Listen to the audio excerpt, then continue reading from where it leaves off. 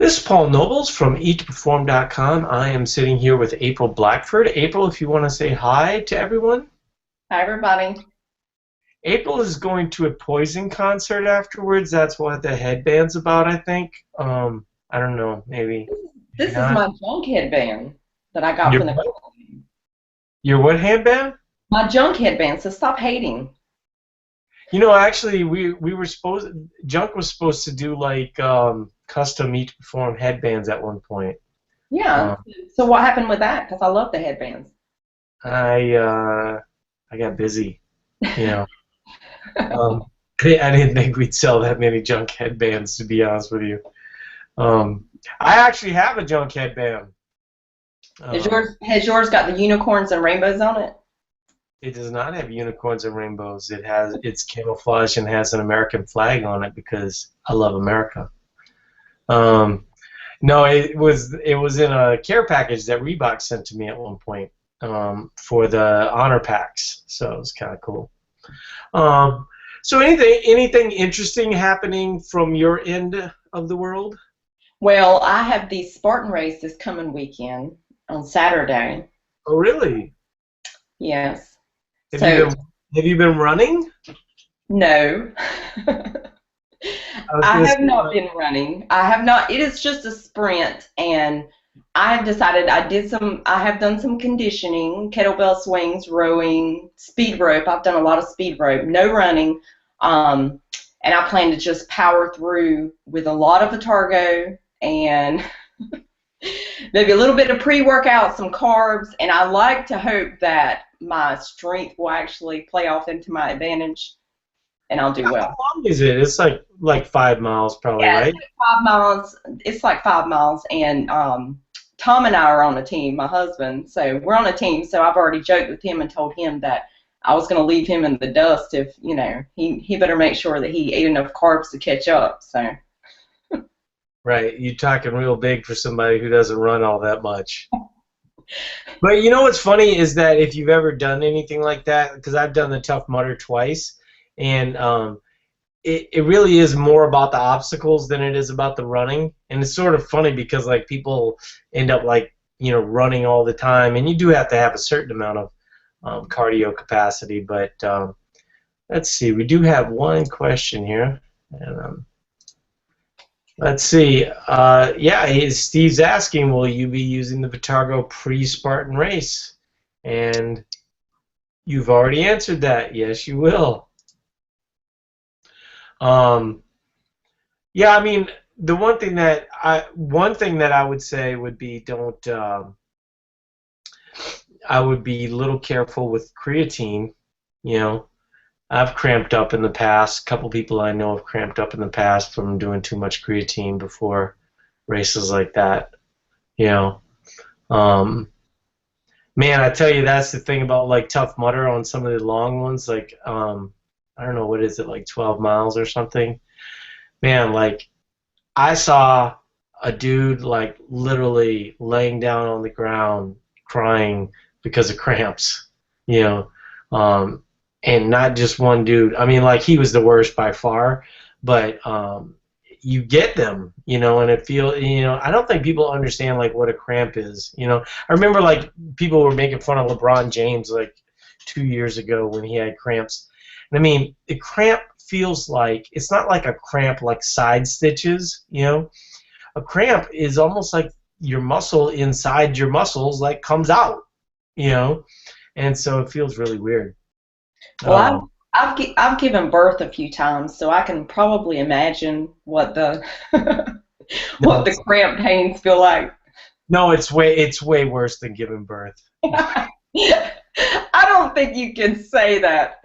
I don't think you can say that in fact, like you have, experienced it. So No, I'm obviously kidding. I can't even imagine what giving birth, squeezing 8 pounds out of that part of your body would be like.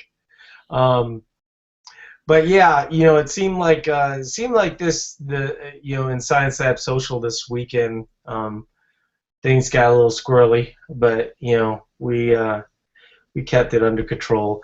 It's just so funny because I don't think that everybody sort of realizes like like I love being available and I love answering questions. But I think that, you know, if there's like 1,500 people in there right now, and if you're new, you should definitely join because it's kind of fun and it's great to watch all the people PRing. And, right now, I post some bonus content every now and again. I actually posted one of my articles that's going to be coming up in the next week or so.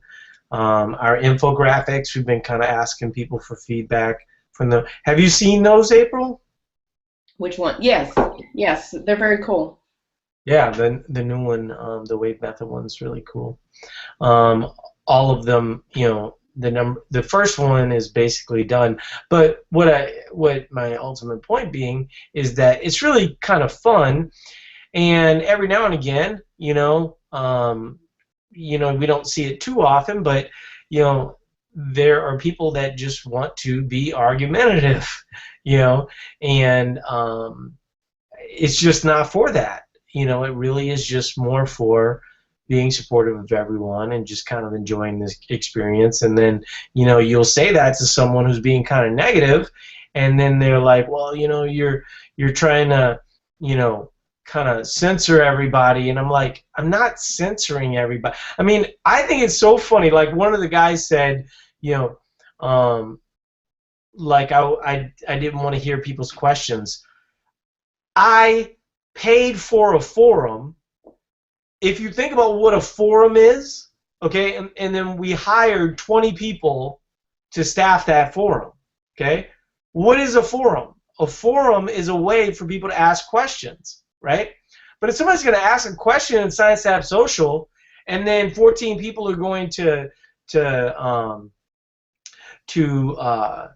post PRs and their meals for the day and all these other things, and then those questions get bumped down to like 15th spot, that's not the best spot for it, right? So that's why we have the forums. And so I think it's sort of interesting that criticism was kind of thrown at me. But I think the other thing too, like in the case of the person that was being kind of negative, I don't know that everybody realizes like what you gave up, to be here, or the risk that you took, or the risk that I take, or the risk that James or Stacy or Suzanne or all these other people that have been just an integral part of Egypt Forum, and how much this all means to us. And it's not just like something where like if you're used to getting on the internet and just arguing with everybody, honestly, that's no fun. That's not cool. Right? I don't want to be a part of that. It's kind of a bummer. I mean, like this guy is, I'm headed to go to Easter with my family, and here's this dude like just wants to be negative, and I'm just like, that's kind of a bummer, man. So, but it's okay. I mean, when it's one person out of 1,500, I can deal with it. It's not that big of a deal, but just thought that was kind of funny. So yeah, I mean, how's your weight training going? It's going well. It's going good. You saw I posted the 100-pound plank PR for 1.5 minutes that I beat all the bros in the gym with that. And you're always in like a challenge with these dudes. I always am. It's funny because they always challenge me, and then I always look at them and say, "You don't want any of this." And So when's your meetup gonna happen in Fayetteville? I've actually I had coached a girl here last month, and I actually invited her to my gym and did deadlifts with her. So I've met one person, and then we have all the ones in Raleigh. So hopefully, whenever I'm looking to move to Raleigh within the next 2 months, so I'll probably try to make it happen once I get up there. So which CrossFit gym are you gonna join in Raleigh? I don't know. Whichever one that they invite me to and let me work out for free. You're such a cheapskate. Honestly. I mean, the amount of money you make off of CrossFitters is unreal. You got to give back, April. Well, they should offer me like a like a complimentary membership, and I can go in and and spread the love about Eat to Perform. Yeah, that's not how it works. You know, it's sort of like with Reebok. I could ask Reebok for anything and they would probably give it to me, but I don't because I want them to give our people stuff, April. Um, so it can't just be a me type of thing. Um, but yeah, no, my Windler. I saw James's. He's now squatting in single ply briefs, which I have to admit I'm like more than jealous about, just because I've always sort of wanted to do that. Do you know what single ply briefs do? Yeah, I think it's similar to his single ply shirt that he was wearing for benching. Yeah, yeah. So it gives you a little something, like, especially like for me, it would give me a little support. Squatting is um, kind of still lagging lift for me. I just started the 20s routine, so that's kind of interesting. I thought I was going to be a little. You started Widowmakers? Yeah, where like just moving up. I hope you're ready to eat. Yeah, well, yeah, not really. Not yet. It'll come. Don't worry. Well, I start low, so it's not like, I'm not like Dietz and those guys that are trying to start at like 300 pounds and kill themselves. I'll stay around my like 200 or whatever, and I'll be fine. But my deadlift, my Windler multiplier is now 500, which is kind of fun. I'm kind of glad to get back up to that number. So, like my top end will be about 430. And that starts to get pretty heavy. So everything that I'm doing right now as my accessory work is grip work and deficits and things of that nature, just to really focus on, like the other day I think I did, maybe it was 275. I think I did 275 5x5 with a 3-inch deficit. So that was kind of challenging. Well, that was after my 531. Towards the end where I think my last lift was 420 beltless. I did it. I had like Chipotle. And it's sort of funny. I mean, anybody who follows me on Facebook basically knows that I just post about like, my trials and tribulations trying to get double or triple chicken. But I had Chipotle, and I had Vitargo for the first time in a while, and man, I just felt like $1,000,000 going into that thing. I think I had a little nap too, which was so I had basically everything kind of rolling in my favor. Normally at about once I get to that 425, 430 mark, I'm going to want to put on a belt. But I was feeling really good, feeling really strong, and so I did a beltless. And so I feel good going into like that 430 to 450 range. And my goal is simply to lift at 165. I'm 170 right now. 165. The 474, get closer to 3 tons body weight, which would be 485. Steve's asking, is Windler a part of a periodization cycle? Yes, Windler is a periodization cycle. And so, like, as an example, last week, was the last week of the cycle. This week is a deload. I used to not deload all the time. I would kind of base it off of feel, and then I started realizing that there's no reason to do it that way. That the way that this was after a couple of conversations that I started having with some pretty high-level guys, and they were like, yeah, you might be able to get stronger, but you'll end up frying yourself and burning out, and that is pretty much exactly what happened. And since then, this was probably 3 years ago at that time, most of my. I had to learn this one other time because I did Hatch. April and I have talked about Hatch in the past, and I did Hatch without the multiplier. Is that you, April, or is that me? Because Thank you. okay, because I'm not seeing. I've got too many windows open, so I can't really see. Um, No, I agree about the deload weeks because it basically essentially allows your CNS to rest, And we get a lot of questions all the time in the forum in regards to, people wanting to drastically reduce their carbs down on deload weeks as well. And in my opinion, I think you can cut them a little bit, but you don't want to be too aggressive because you're basically defeating the purpose of the deload. You're trying to recover, you're trying to allow your body to recover, and when you take away that food and try to create a large deficit on those days, it's basically, you're missing the whole point. The whole point, it's a concept called supercompensation, and what a deload is meant to do is allow you to recover from what you just did, and then that recovery is what allows you to lift stronger.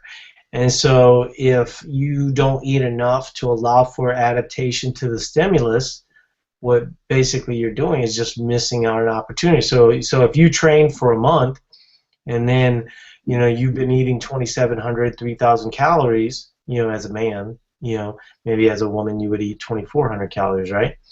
But then you go down to like 1,750 or 2,000, like a mini cut. I think it's really, one of the things that I think we're starting to really start to hear a lot from people is that this want for mini cuts, or like basically kind of just pull all the water out of their muscle, over the course of like 5 or 6 days. And I don't get like the payoff there. You're not really doing anything substantial, and ultimately you're just causing more problems than you're helping. And if you want to have a cut, let's have a cut at some future point. Once we've kind of built your total daily energy expenditure up. But I think that there's like this, and it kind of comes from a lot of people with a low carb background. They know that they can like pull that low carb trick, and they can pull all the muscle out, but it's sort of missing like the magic of what hydrated muscles do for you. And when you go low carb, when you go too many control days, all you're really doing is sort of hurting your progress. So yeah, there's that. But we're not really getting a lot of questions, so everybody just likes our banter back and forth. Yeah, I guess. My guess is no. Well, they're probably waiting for us to give $1,000 away. Yeah, so that's kind of funny. Yeah, no, I mean that would be awesome. If I was you, I mean, I'm being real honest with you. I would try to find a CrossFit gym that has open gym, and just like hunker down there, because Raleigh's a pretty big town. It's not. How far is Raleigh from Charlotte? I think it's about maybe about 2 hours. I mean, if you had like a home CrossFit gym, right? You could have meetups there. You could body fat test people. I could send you the InBody machine. It'd be a blast. I think that would be awesome. Yeah, I think you should do it. I think we should look for a home in Raleigh, North Carolina for April Blackford. I've been looking. We have some requirements, and I've been looking. I did find one with a finished basement and a theater down in it. So. A theater? Is that like a theater? like a movie theater. I miss the South. So Steve's saying I have to place a bet. Who do you have for tonight's game? Tonight's game, I mean, April's from North Carolina, right? You have to be for Duke. I don't really watch it, but I do like, out of all the teams, I do go for Duke. Really? Not Carolina. I was kind of joking. Pretty much everyone, unless you went to Duke, kind of Yeah. hate Duke, right? I mean, it's mostly like Tar Heel fans. All Tar Heel fans. Yes. Yeah. Um, yeah, I don't know. I don't have a you know, a pick either way. But if I was picking as a former gambler, um, what I would pick is I would pick Duke, and not because I think Duke is vastly better than Wisconsin. I think they're probably about even, but I think that the Wisconsin, would have had to really get up to beat Kentucky, and Duke didn't really have to get up too much to beat Michigan State. So I think they're gonna have a little bit of emotional kind of a down.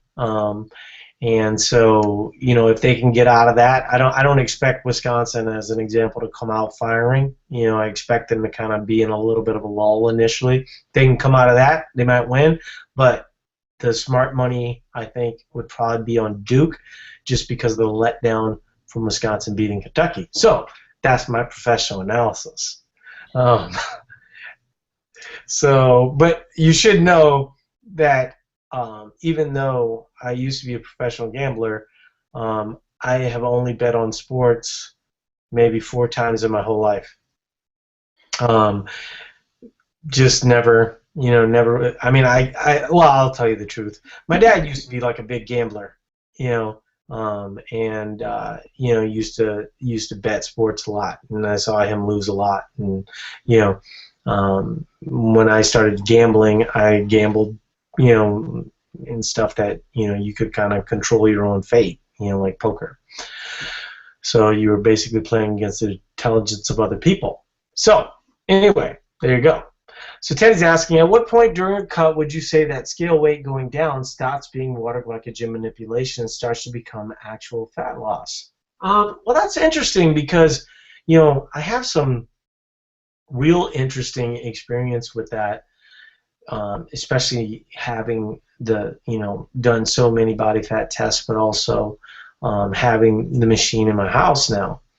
And what I found is that pretty much in the beginning, you'll, like, for instance, when I cut last time, I was coming off vacation. I was 183. Within 2 days, I was 178. So 2 days, basically, water glycogen. Body fat, virtually the same, no difference at all. From 178 to 175, definitely started to see some fat loss. And so if, for instance, you're coming off of, the holiday weekend, right, and you're kind of inflamed, a little bloated, you start to cut down. Maybe by Tuesday, the water, inflammation part becomes kind of an issue. That's why I'm a big proponent of keeping carbs in, because you get a more accurate reflection on actual fat loss. But here's the interesting thing, and this is sort of hard to describe to you guys, but let's say that over the course of 10 weeks you go from 180 to 170, okay? And in that time, you look at, body fat, and your body fat isn't significantly down. Maybe it's down 4 or 5%. That's actually a lot, but let's just, for argument's sake, let's say it's down 3 to 4%. Okay. And you go, well, I've lost some muscle in this scenario. Well, just hold on a second, because what you really just did there was just kind of pull water out of your muscle, and so it seems like you have less muscle, right?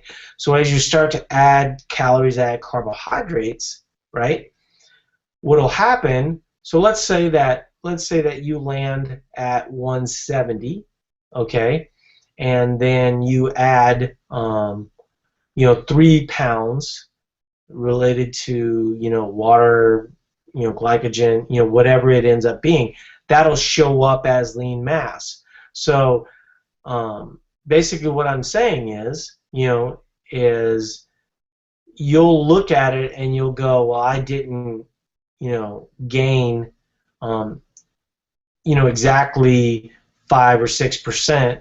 When I lost, if you do the math and you go, okay, I'm 150 pounds, I lost 9 pounds, should have lost 6%.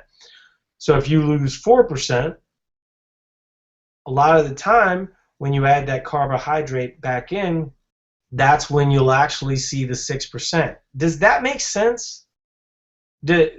What I just said there? Because I don't know that everybody would understand what I'm saying there. I understand what you're saying because you're basically, when you add the carbs back in, you're rehydrating your muscles, which basically plumps them back up.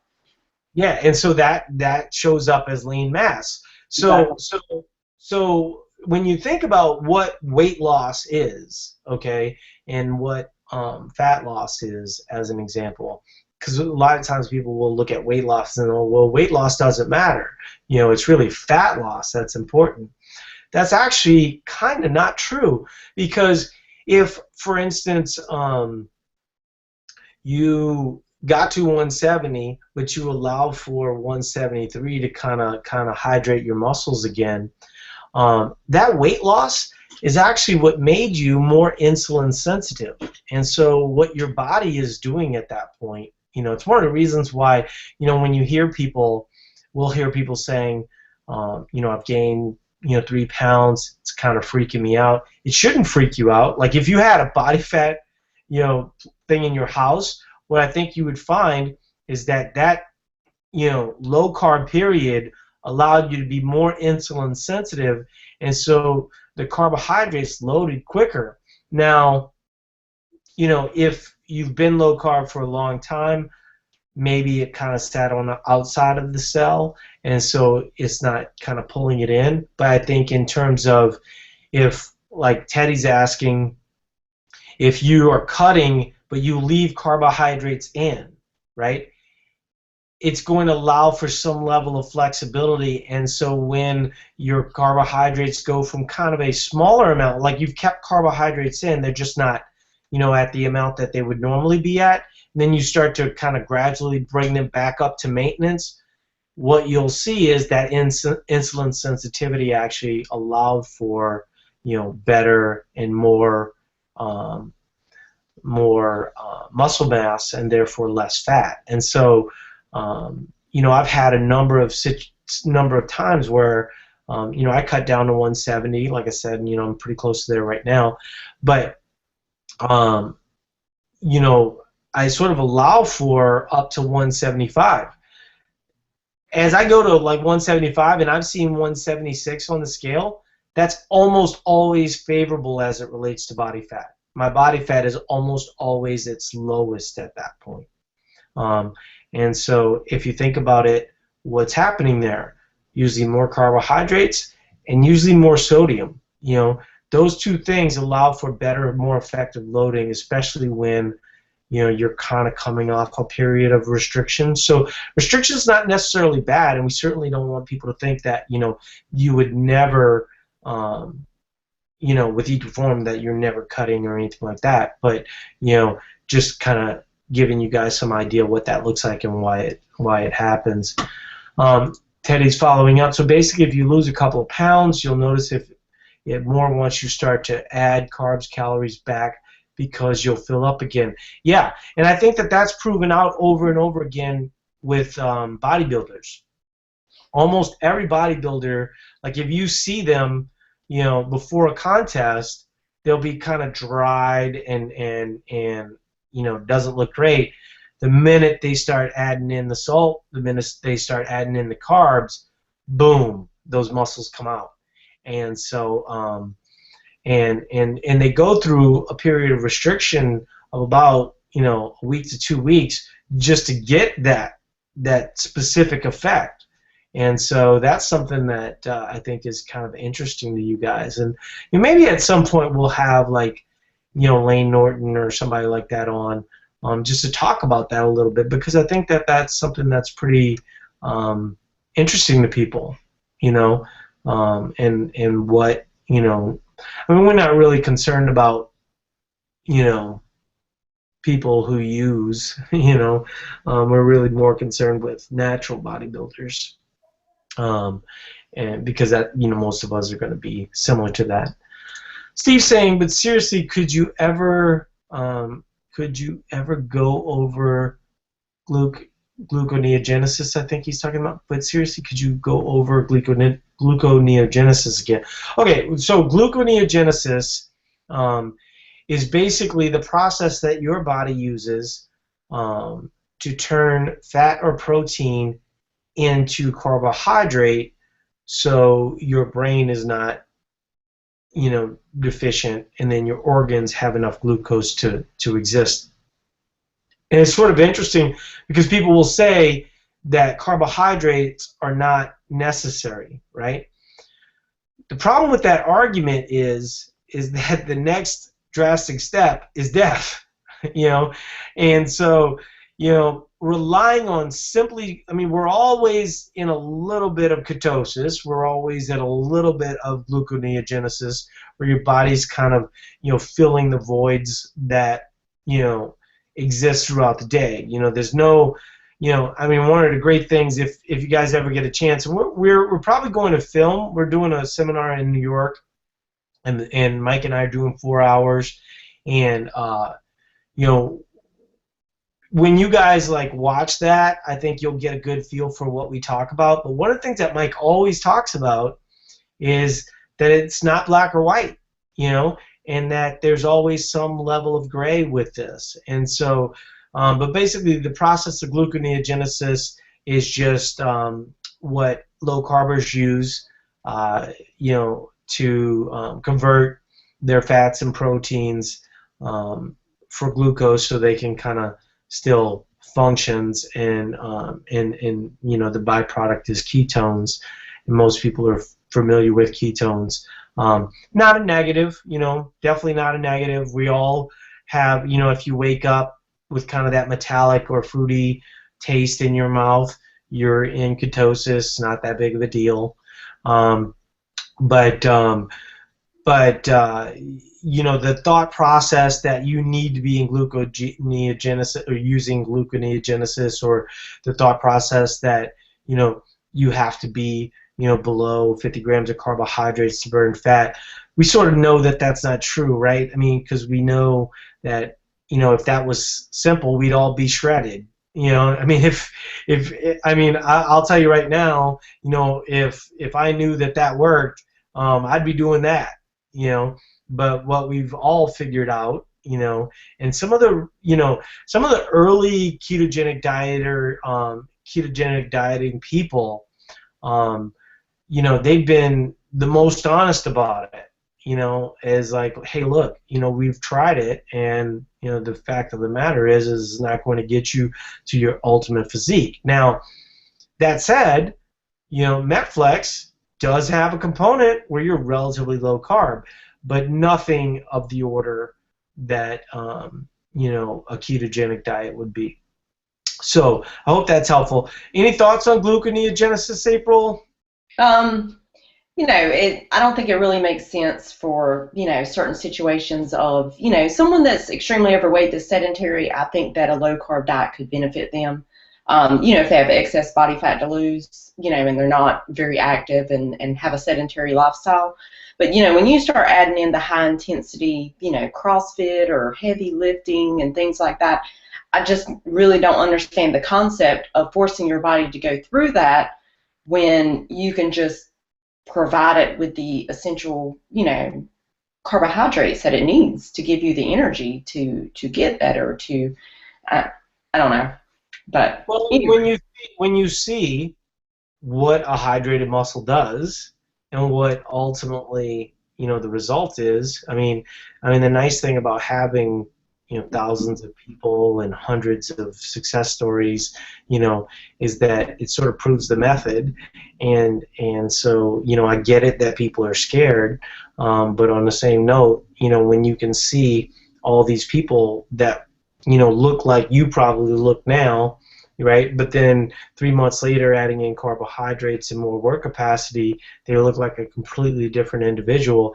That sort of debunks the whole, ketosis as, or ketogenic diet as a savior.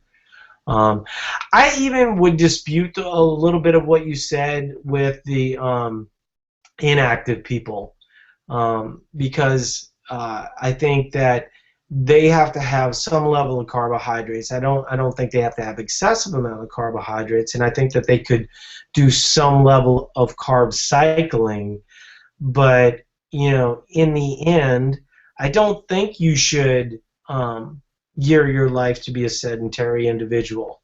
And I think ultimately, if you keep the carbohydrates out, it's sort of hard to get motivated because you're always kind of in this fatigue state. You don't know what it's like to thrive.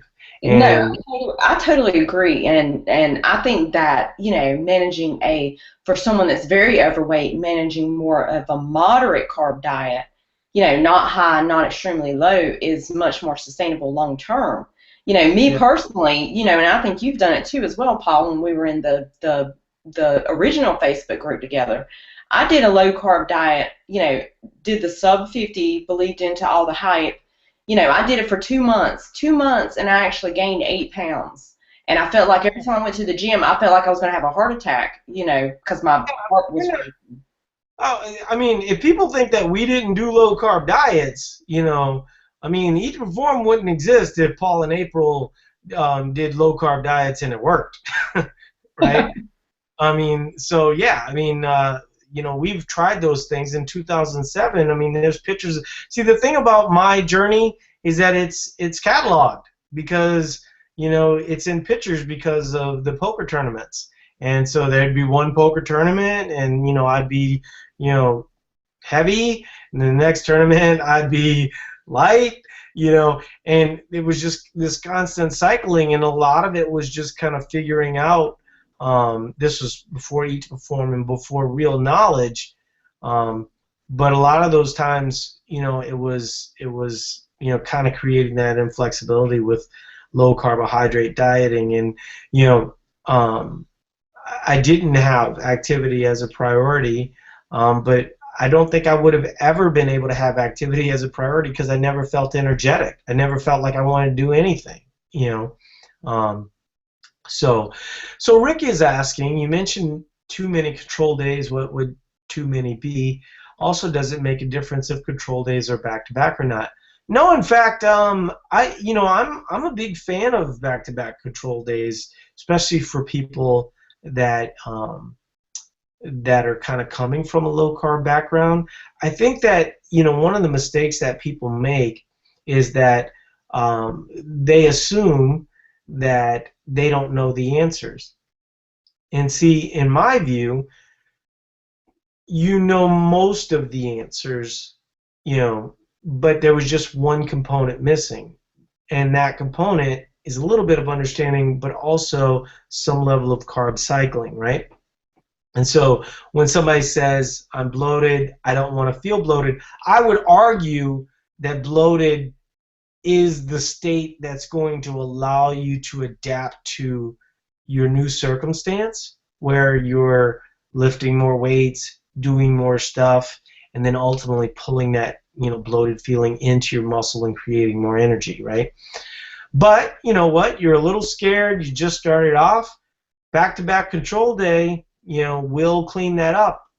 But what a lot of people do, they're not just addicted to low carbohydrate way of eating or believing that was an answer, but they're also addicted to some level of extreme exercise as well.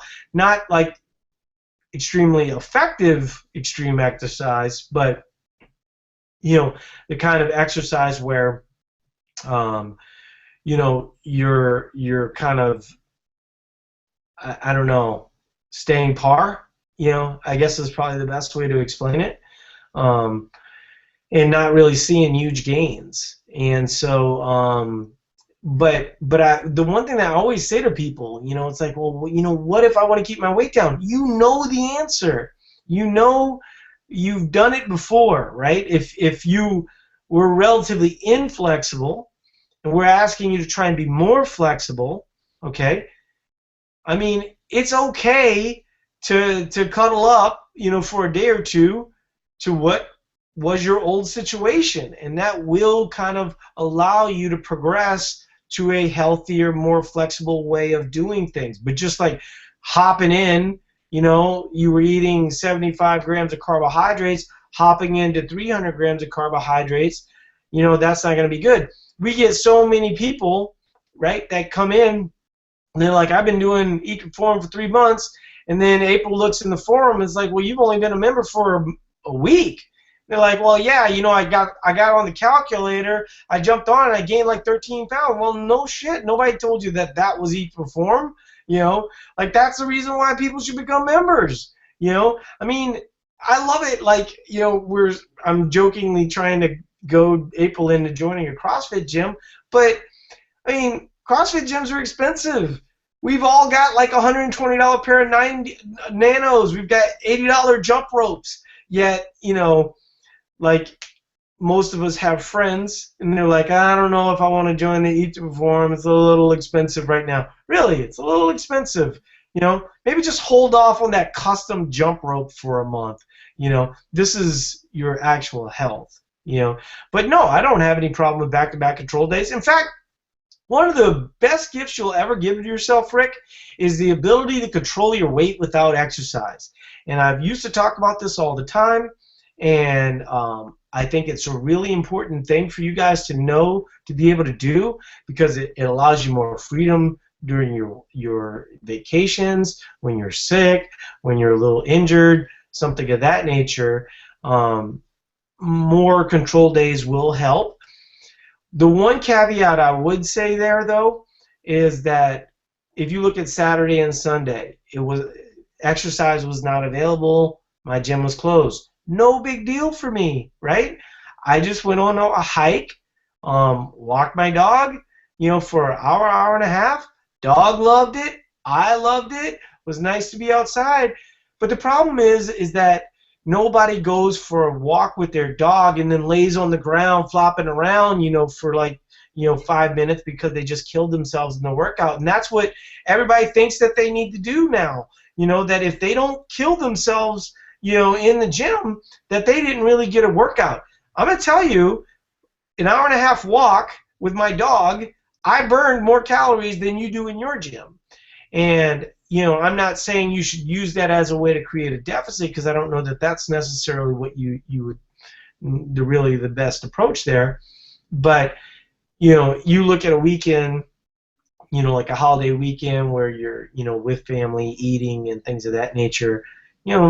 A hike is gonna work out really well, and so will a nap. By the way, I napped a couple times this weekend and went on a couple longer hikes, and that would be the one thing that I would say is that if you're gonna have control days back to back, 2-3 control days, at least still have some level of activity, whether it be hiking. I mean, jogging almost gets to be, the minute I open the door to jogging, people all of a sudden are like, well, I jog every control day. It's like, no, this isn't yet another way for you to get more exercise in. Like, just chill the hell out, So, April, do you have any thoughts on what Rick's saying as it relates to control days?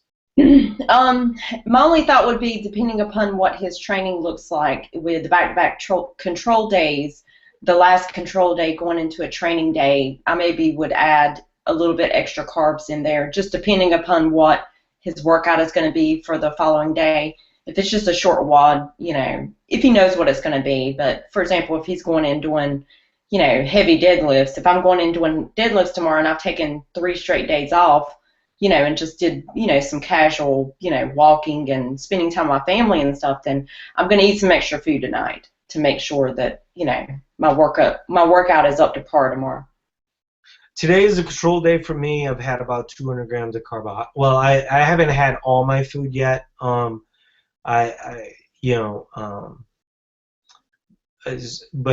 the food I plan to have, I will have 200 grams of carbohydrate. That's on a low carb day. So I think that you guys need to understand what we mean by low carb days for somebody that is relatively flexible. My low carb days are usually around 225, 250. Yeah, so that's April bragging. Um, so imagine what would happen if you went to CrossFit in Raleigh. Um, I so just might do that, Paul. I just might. yeah, we're gonna start a recruit April. I'm gonna send out a thing on Eat to Perform. Like, did you see the one thing that I did for one of our members? She was looking for a CrossFit gym in Wichita, Kansas, and so I put a post out. And actually, Facebook didn't even really kind of give it any love, so I threw a little like $5 ad on it. And she ended up getting a lot of recommendations from her town. So that's what I'm gonna do. I'm gonna say Raleigh, you know, April needs a gym. I won't. If I did that, I would want one that's got more of a strength focus to it. Yeah. No, I mean that's the great thing about CrossFit is that you can always find that kind of. I don't know why I'm washed out now, but so Caitlin, I hope that answers your question, Rick. But if you have any follow-ups, hit us up. Teddy also had a follow-up. I don't know if it was to his earlier question or not, but we'll get back to that as well. I just don't want to let everybody hang here.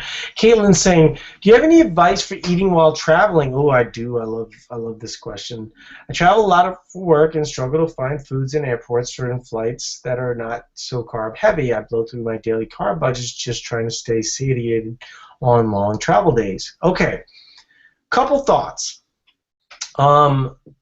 First of all, usually what I do when I'm traveling is one of the first things that I will, well, okay, couple things. I always have bars with me just in case I get hungry. Okay, so that's one way to have at least 200 grams. Now, you don't want to go crazy with bars because most people don't realize, but bars have a lot of fiber in them. In fact, I didn't even realize that until April told me. So, but I was never a huge bar guy anyway. So, but having one a day, is helpful. The other thing that I think really helps a lot is if there's a Starbucks, go get some oatmeal. I would probably keep the nuts out because you start adding in that dried fruit and you start adding in the oatmeal, and all of a sudden you got a 500, brown sugar or whatever, you got a 500 calorie snack, right? But you could do it at roughly about 250 calories. So if you have a protein bar and then oatmeal with some some of the fruit, that's 250 calories right there. Okay, so a lot of times you can, let's say that what I do when I travel, I will kind of delay breakfast for a little bit, usually wait till about 10, and so it sort of depends on what I feel like, because I'll eat oatmeal at 4 o'clock in the afternoon. I don't really care. But if I'm feeling good, and I'm like at a conference or something of that nature, I'll have my protein bar. Usually I'm kind of occupied. I'll have some coffee throughout the day, and then have my oatmeal around 3-4 o'clock, and then I'll have my bigger meal later that afternoon.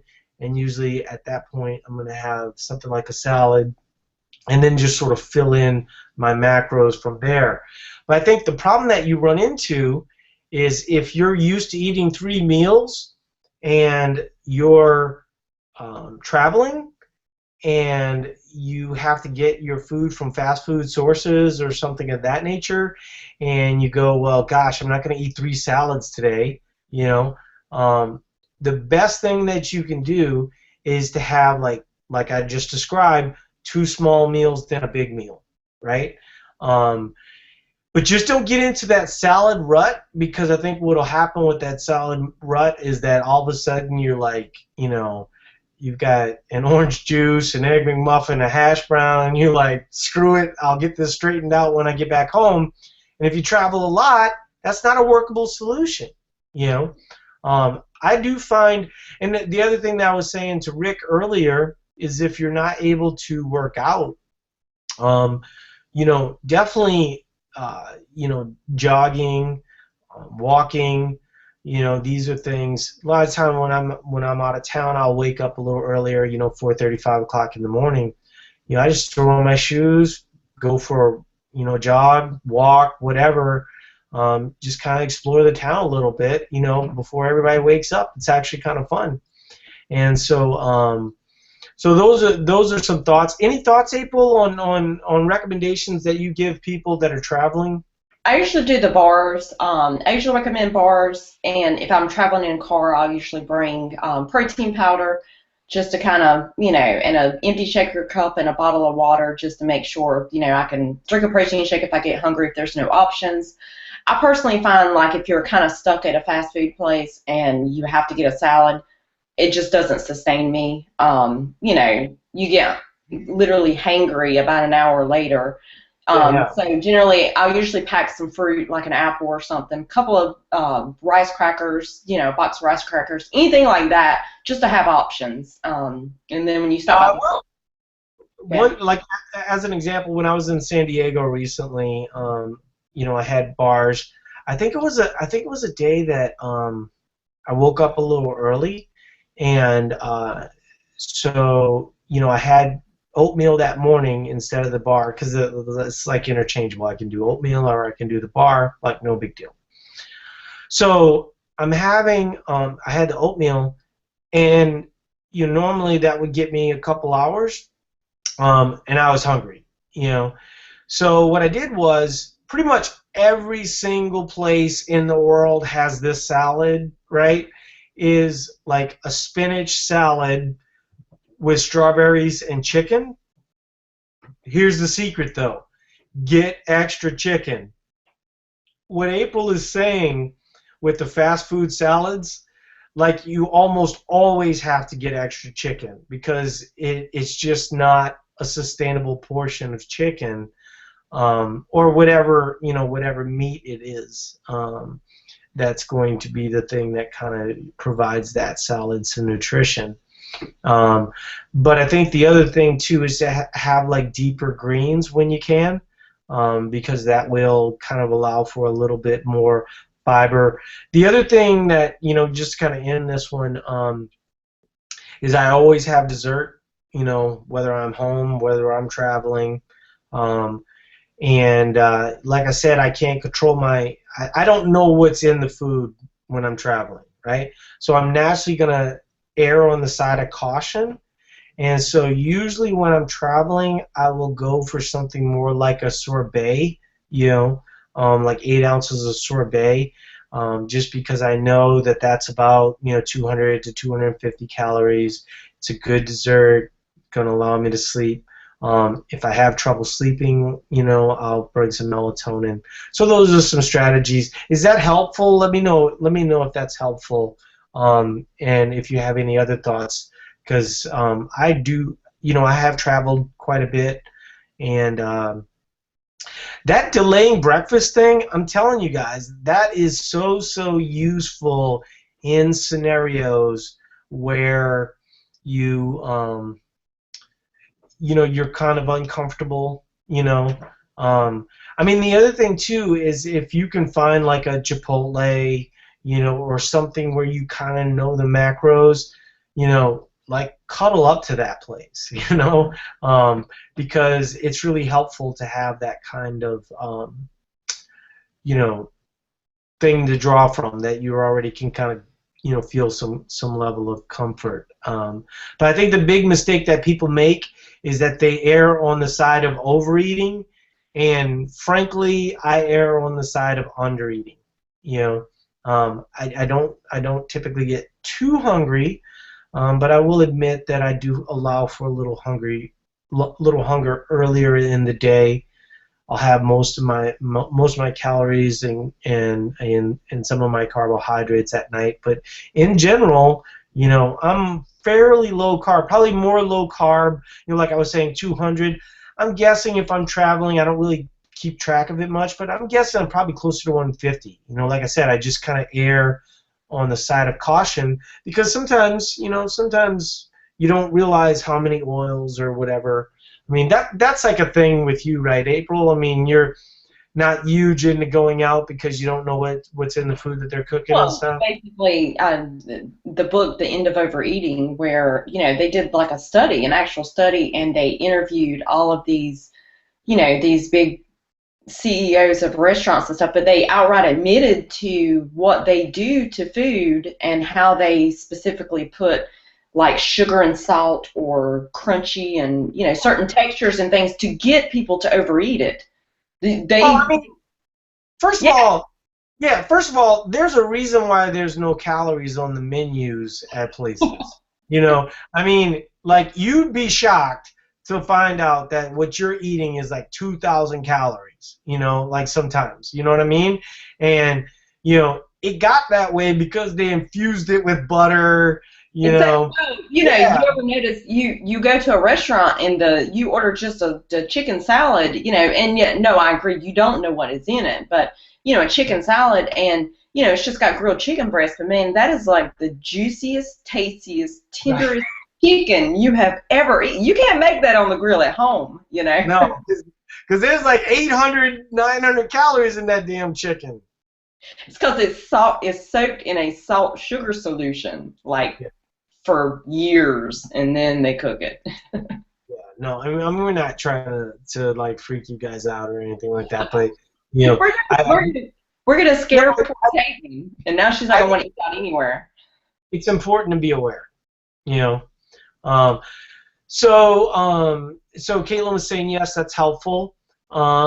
So Belle is saying, should we be eating fast digesting carbs before bed every night, or just nights before a day with a morning workout? Also, is it common for workouts after rest days to be wimpy, or will that change over time? That is really interesting. I sent this email instead of in the control panel, so disregard that one. Okay, no problem. Um, Not only is it normal for the workout, even if you have carbs the night before, to not be that great, I actually schedule my deadlift day 2 days after today, right? So today is a control day for me. So tomorrow is a day where I will, start adding in carbs. Um, I've kind of learned to have that as kind of a WOD day or a slow circuit day. And then Wednesday is my heavy day, right? And the reason being is that, I was doing my heavy stuff on Tuesdays, but I found what you found is that I wasn't 100%. And so, no, I could get to 100% on a Tuesday, by having pancakes, and, going through these extreme measures. But what I found was better was similar to what I just said to you, where, I just start having my carbohydrates and then my big heavy day on the second day, which kind of doesn't make sense, right? Because, you're should be a little worn out. But if I was, having to lift heavy on a Tuesday, I might start introducing more carbohydrates because I'll always have some carbohydrates the night before. That's a little bit of the answer to your question. I would not necessarily say that you need fast absorbing carbohydrates, but it is going to be better, from a standpoint of kind of getting the result that you want. What you really want is to get the insulin in and out. And that's the whole point of fast absorbing carbohydrates is it kind of, allows insulin to do its job, and then you get back into fat burning mode quicker. So could you have slow burning carbohydrates? Absolutely. But it is going to take your body a little bit longer. Now, the argument for it would be that slow burning carbohydrates often also come with, they fill you up, or if you have like a little fat or something with it. We actually talked about this in the coaches course. I don't know if anybody in here was in that, but we talked about this where, sometimes having a little bit of fat, like if you're having trouble sleeping, or, these types of things, the fat will often, or even like a slow burning carbohydrate will often allow you to sleep a little deeper, and so you might end up with the same result. But in general, if you're having no problem sleeping, if you're fine, fast absorbing carbohydrates are going to be the way to go there. Any thoughts on that, April? I agree. I agree about the fast digesting carbohydrates before bed. I think I have actually answered her question before in the forum. I think she's trying to take the route of fat loss, and she always seems to have, a bad workout day after her rest day. And, I suggested maybe increasing calories a little bit up on rest days, just to have a better balance overall, or just suck it up that, that day's going to suck. I mean, let's be honest here, right?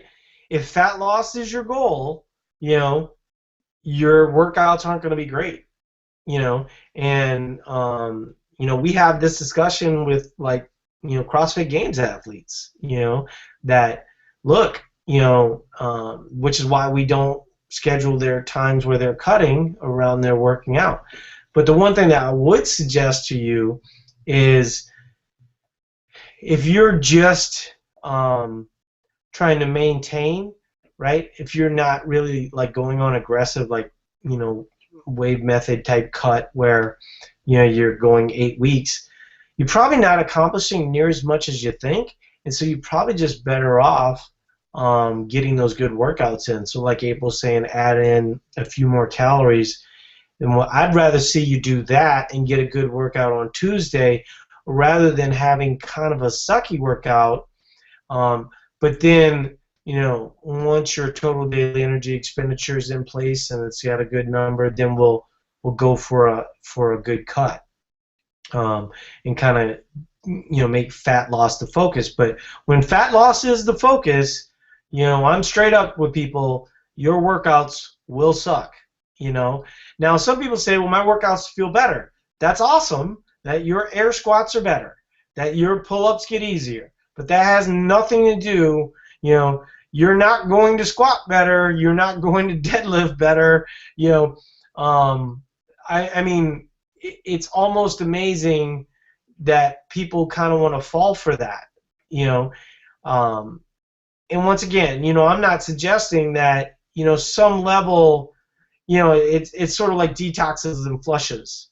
People talk about, what do you think about detoxes and flushes? Well, I think that if, you have a relatively low carbohydrate day, you're essentially having a semi-detox, right? So if you start, cutting for a week to 2 weeks, and normally you're 5 pounds heavier than that, that's going to be something that's going to feel decent. I know my wife, as an example, when, in one of our recent cuts, she talked about it all the time, how she felt so much better and she felt really, really good. And I don't doubt that she was, I'm pretty sure she was telling the truth, but I think that, what she WODs more than strength trains. And so, yeah, if you're WODing and you weigh 5 pounds less, yeah, you're going to feel better, But the whole idea, every now and again people will say to me, well, my squat's better, or I'm like, yeah, you cut 10 pounds, I don't think your squat's better, I mean, I mean, maybe you're an outlier, maybe you feel a little bit better that day or something, but in general, most people find that when they have more energy, they squat better. That's how that works. So Andrew's saying, she just signed up yesterday, entered all my information into the meal planning program. My concern is that I don't always work out at the same time every day. That's not an issue. I usually work out at 5 a.m., but sometimes I don't get to work until 6 p.m. What do I change on the days that I don't work out until later in the day? Well, that's simple. 5 a.m. as an example, assuming that you work out fasted, you'd have your carbohydrates the night before. What's really funny about this is that people who work out at 5 a.m. fasted, are their protocol is real similar to someone that works out at 6 p.m. Because essentially what you're going to have, and probably in the beginning you're going to want to talk to a moderator and sort of get set up, so you'll have most of your carbohydrates post-workout, right? So just follow me here. You work out at 6 p.m., you're done at 7 p.m., you're going to eat dinner around 7:30 or 8, you're going to want to have some carbohydrates in that meal. Well, if you work out at 5 a.m. the next morning, that's the same protocol. There's no difference. The only difference would be in the scenario where you're 6 p.m., as you move into becoming more comfortable with Eat to Perform, you're going to have a little bit of carbohydrates pre-workout. In the case of the 5 a.m. workout, okay, you're going to have carbohydrate post-workout. So let's say that you work out at 6 p.m., okay, and then the next day you also work out at 6 p.m. That breakfast you would not have carbohydrate. You would have fast proteins, fibers, vegetables. Now, does that mean that you could have no carbohydrates? We talk about this a lot. Usually I have about 20 grams to 30 grams there. I just think digestively it feels more right. So I would play with that a little bit and then kind of your own comfort level. Is that making sense? Because if you're new, that's kind of new to you. A lot of the other people have kind of been here many times, and so they understand it a little bit better. And so I want to make sure that that's crystal clear. But essentially, at 6 p.m., you're going to have your carbohydrates around your workout. At 5 a.m., you're going to have your carbohydrates around your workout. So the time that you aren't working out, you want to be relying mostly on fats, fibers, vegetables, and protein. So hopefully that makes sense. And she's saying, yes, it does make sense. So thank you. Super. Well, make sure to get in the forums and you know, keep in touch with people, because early on that's when, you know, and definitely Science Lab Social, definitely be part of that, because it's just, I think it's nice for people to see so many people having success, and that makes a difference for people. Steve is asking, I heard that I should add sugar into my post-workout protein shake because it helps replace lost glycogen. Is this true or even a real concept? It is a real concept. I think what they would be referring to mostly there are fast-absorbing carbohydrates. I wouldn't do that because you know, protein has an insulinogenic effect of its own, so I wouldn't say that that's necessary. What I would say though is I would have carbohydrates there. I'm sorry, starchy carbohydrate. You know, something like Vitargo.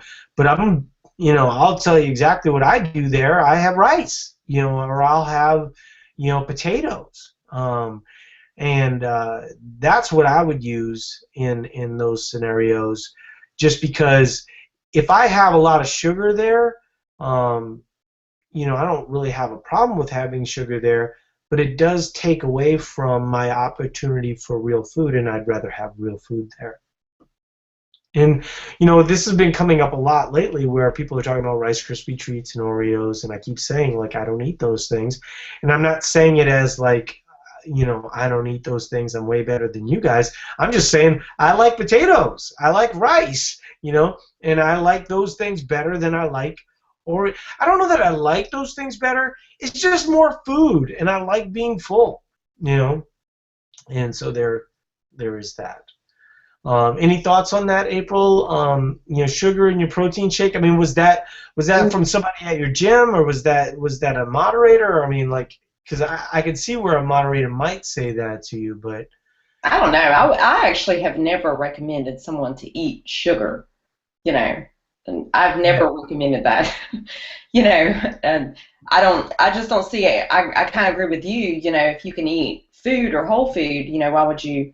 You know, add sugar. Obviously, you want some level of higher glycemic carbohydrates there, but not necessarily, you know, sugar. yeah. Well, and then people say, well, you know, sweet potatoes is kind of a low glycemic, and I'm like, that's fine. You know, my body's gonna figure it out. It's not like, you know, But I you mean, know what? White super. rice, white rice has a very high glycemic index, and it doesn't have sugar. And Yeah. that's what, that's what be truthful. I probably eat white rice way more than I eat potatoes. Um, so Teddy was saying, let's see, heard you mention a couple times where a certain amount of pounds represents around a certain amount of body fat percentage lost. Are there set estimation for that, or does it really depend on the person's current state of leanness? It does depend on the person's state of leanness, but all I'm really doing is the math, right? So I'm saying if a person weighs 150 pounds, okay, 1% body fat is 1.5 pounds, and so if they lost 9 pounds, potentially they could have lost 6% body fat. Doesn't always work out that way. Sometimes it's more, sometimes it's less. A lot of times if a person's new, and they've been kind of deficient, it might be more. If they're already relatively lean, you can usually expect that it's not 6%, that it's probably more like 4 to 4.5%. But people have like these crazy goals. If I lose 3% body fat, on a cut, over 10 weeks, and I lose 10 pounds, I'm thrilled. And everybody else should be thrilled too, because when you're pretty lean, well, especially if you're lean, if you carry more fat on your body, I think you'll see more one-to-one, and potentially even, like I said, more than 6% in the example that I gave. But when we were body fat testing people this weekend, man, we just saw over and over again, that, and we see this all the time, that really people do not have fat issues typically. It's the fact that they don't have enough lean mass that is not allowing for good metabolic function. It's not allowing for good workouts, and they tend to be overly focused on things like that. So there you go. I didn't realize that it's 8:15, so I'm going to try and kind of finish up here. Dana's saying, April, she lives in Raleigh. She's not a CrossFitter, but I could ask around for recommendations for gyms if it would help.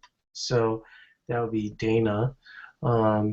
If she's not a CrossFitter, then we should get together and work out. Maybe you and Dana can join the local CrossFit gym. See, now this is sounding like I'm a creepy CrossFitter. I barely CrossFit myself, so I'm not particularly. But I do think that the culture of a CrossFit gym, especially if it has a good strength program, is something that is really cool and that you should consider, because it's fun. So Belle's saying all that makes perfect sense. And aside, you guys have been great. All your help is much appreciated. Thank you. Let's see, Lori's saying, new to ETP, 41 years old, weigh 187 pounds, 34%. What should my macros be at CrossFit approximately? Lori, that would really be a forum question, but April will, April or any of the other moderators, coaches, will set your macros for you. If you hop in right now, guaranteed there's probably 6 or 7 people that can help you immediately. So we just can't do that in these classes. It's just too time intensive, plus we're 15 minutes late. So so I don't mean to seem rude, but it's really more of a forum question. So Heather is saying, I've been doing ETP for about 6 weeks now, gradually gotten up to the calories given me by Suzanne when I started, gained a few pounds, but been able to mostly maintain. Recently started CrossFit as well, been noticing some knee pain.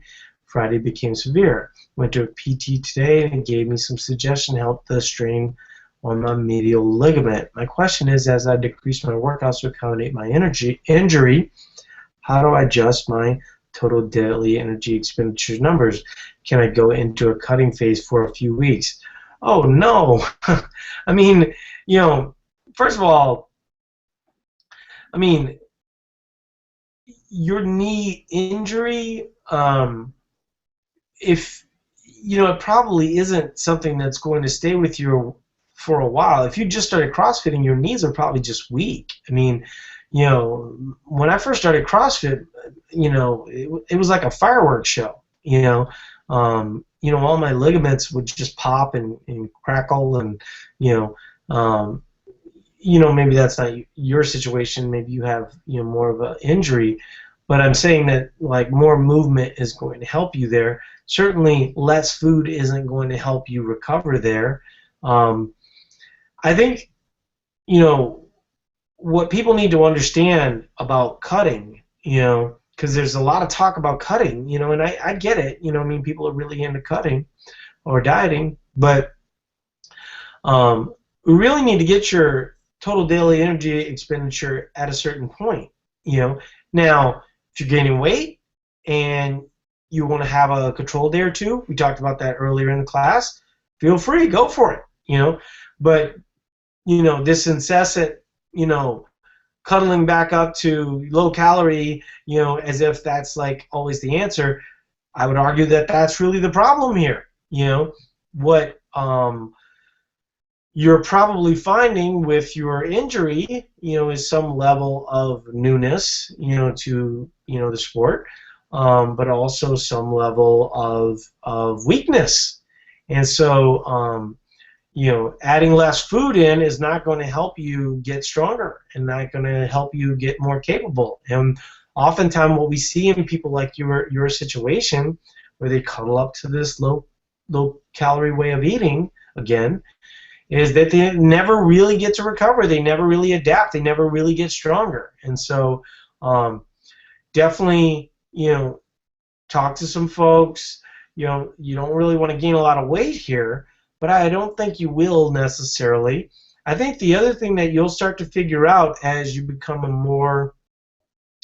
more comfortable with CrossFit is that a lot of people just work around these injuries, and that's what I would probably suggest for you is, still stay active. The best thing you can do in a situation like yours is stay moving. I'll give you an example.